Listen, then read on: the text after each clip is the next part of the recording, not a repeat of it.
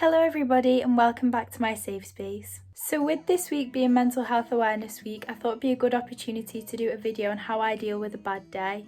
Firstly, I just want to remind you that it's completely normal and natural to not feel good all of the time, and we can't expect ourselves to be on top form every single day. So if you ever wake up or gradually through the day just feel like everything's going a little bit wrong or you just feel a bit down, don't beat yourself up about it. Just sort of try and rework the day so that it suits how you feel, and don't push yourself too hard or blame yourself for feeling a bit down.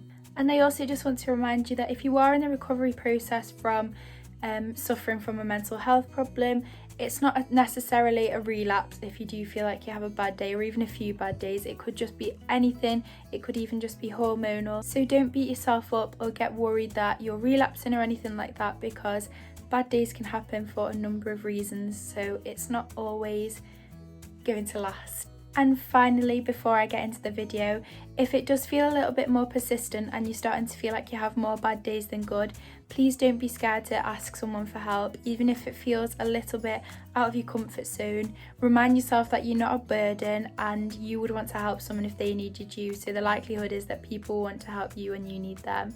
So don't be embarrassed or don't think it reflects your worth, just reach out because it could help you. So now that I've done all that rambling, I'm going to get into the video and just show you how I try and structure my day so that I don't feel like I end up getting all wrapped up in my emotions, and how I try to turn a bad day into a good day, or even if it can't quite be a good day, a better day. So yeah, I hope you enjoy the video. Thank you for watching. So the first thing I'd like to do if I wake up and I feel like I'm not feeling 100% is just have a really nice shower or a bath.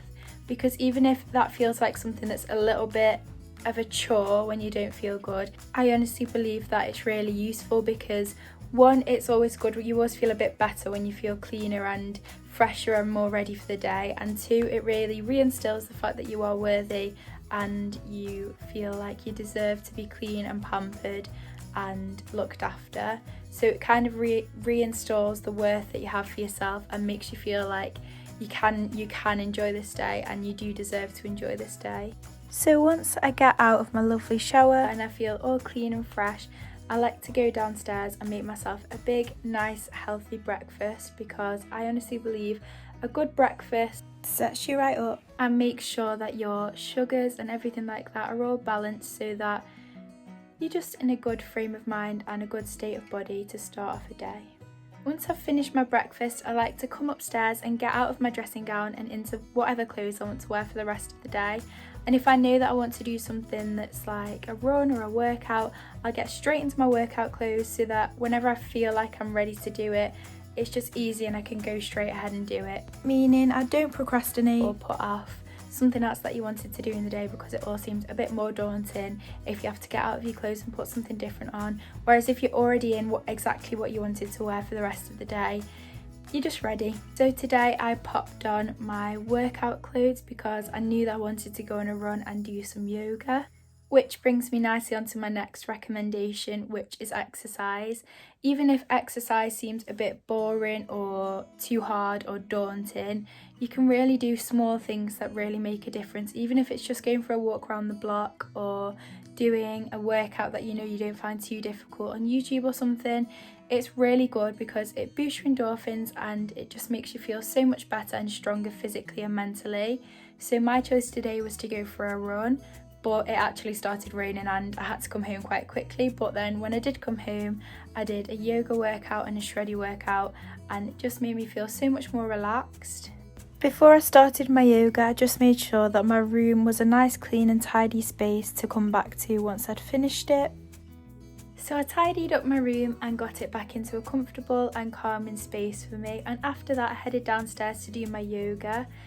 I also like doing Pilates with my mum, but at the moment we're doing a 30-day yoga challenge, so I'll link that down below because we're both really enjoying it and we think it's a really good balance between being mindful and also being able to push yourself, so it's really enjoyable. We've been using a practice by a lady called Adrian and it's honestly absolutely amazing, so I will link it below. So once I'd finished my exercising, I came upstairs and I just had a little dance, and I say this in pretty much 9 out of 10 of my videos, but I find it so useful and just amazing for boosting your mood, just to come upstairs and put on a good song that's good to dance to and just have a little boogie around your room, because it makes you feel so much better and it just makes you feel so happy. And I've mentioned it in loads of videos, but yeah, that's what I did today. And then I took a moment to do one of the things which I find most useful, which is meditation. At the moment I'm using an app called Calm, but there are free meditations on YouTube, and there's also a website called freemindfulness.org which has loads and loads of amazing meditations on it. My favourite is the Body Scan by the lady called Vidyamala Birch. I recommend it to everyone. So I'll link that down below as well, but at the minute I'm using the Calm app.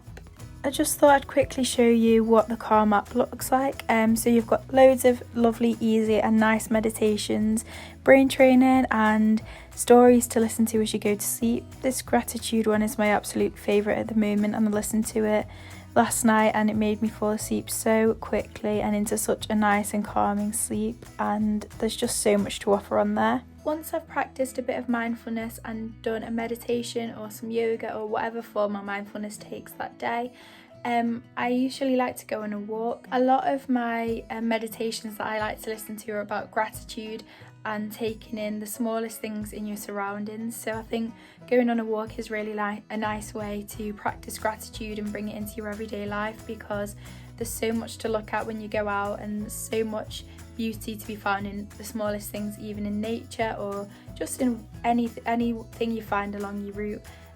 So yeah, I think walking is a really good way of boosting your endorphins and also promoting gratitude and practicing mindfulness. I also had lunch when I got in from my walk, and now I'm just filming this video.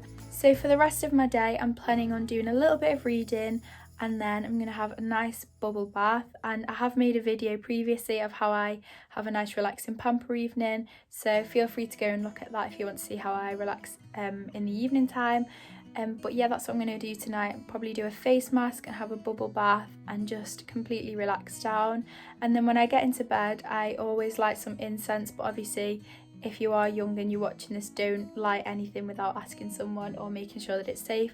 But I always light some incense in my room just to give it a nice calming vibe, and then I'll just snuggle down and put on one of the meditations from the Calm app. At the minute I'm listening to the gratitude one most nights, because as I mentioned before, I'm finding that a really nice way of practicing mindfulness at the moment. But sometimes if I'm not in the mood to listen to a meditation as I'm falling to sleep, I'll just put on a podcast or something, because I find it really nice to fall asleep listening to something that makes you feel like you're in a good mood, because it makes me sleep better and quicker and makes me just go to sleep feeling a lot happier than I would if I was listening to my own thoughts. So that's pretty much how I'm going to spend the rest of my day and how I've spent my morning.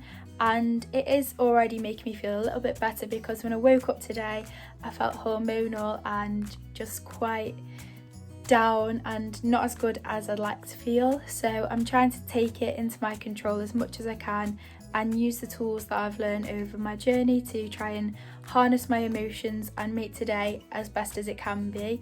And I'm also not going to beat myself up if I do feel a bit upset, and that's something that I would say is so important. If you are feeling like you're struggling or you're having a bad day or even a bad few days, don't feel like you can't get upset, or don't feel like you can't just have a cry or have a moment, because as I mentioned before, emotions demand to be felt at some point or another. So if you do feel the urge to get upset, the healthiest thing to do is just to let it out and then have a clean, fresh slate the next day. So yeah, that's pretty much all my recommendations on how to try and make a bad day a little bit better. I really hope you've enjoyed this video, and as always, thank you so much for watching.